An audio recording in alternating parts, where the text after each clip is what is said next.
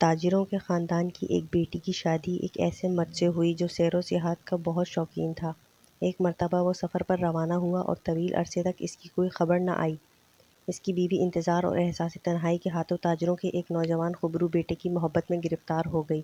دونوں ایک دوسرے کی محبت کے اسیر تھے۔ ایک دن اس نوجوان کا کسی آدمی سے جھگڑا ہو گیا۔ اس آدمی نے پولیس پر رپورٹ لکھوائی۔ سربراہ پولیس نے اس نوجوان کو گرفتار کر کے جیل میں ڈال دیا۔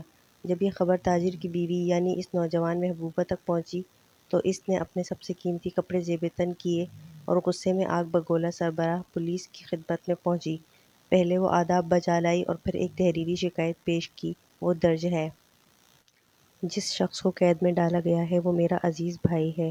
وہ بے گناہ ہے۔ اس کے خلاف جھوٹی شہادت پیش کی گئی ہے اور اسے ناجائز طریقے سے مقید کیا گیا ہے۔ وہ میرے نان نفقے کا ذمہ دار ہے اور اس کے بغیر میں لاوارث ہوں، اس لیے میں یہ درخواست کرتی ہوں کہ اسے جلد سے جلد رہا کیا جائے۔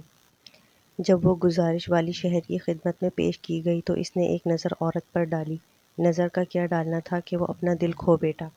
والی شہر نے عورت سے کہا، تم میرے گھر میں ٹھہرو جب تک میں اس نوجوان کو قید خانے سے منگوائیں۔ جب وہ آ جائے گا تو ہم اسے تمہارے ہمراہ بھیج دیں گے۔ اس عورت نے کہا، میرا خدا کے علاوہ کوئی نگہبان نہیں، میں ایک اجنبی عورت ہوں اور کسی نامحرم کے گھر داخل نہیں ہوتی۔ والی شہر بولا، جب تک میرے گھر نہیں جاؤ گی میں اس مرد کو رہا نہیں کر سکتا۔ ہمارا تنہائی میں ملنا بہت ضروری ہے۔ وہ عورت جو والی کا درپردہ پیغام سمجھ رہی تھی بولی، اگر ایسی ہی بات ہے تو آپ میرے گھر کیوں تشریف نہیں لاتے؟ وہاں آپ آرام بھی کر لیں گے اور ہم گفتگو کے لیے وقت نکال لیں گے۔ تمہارا گھر کہاں ہے؟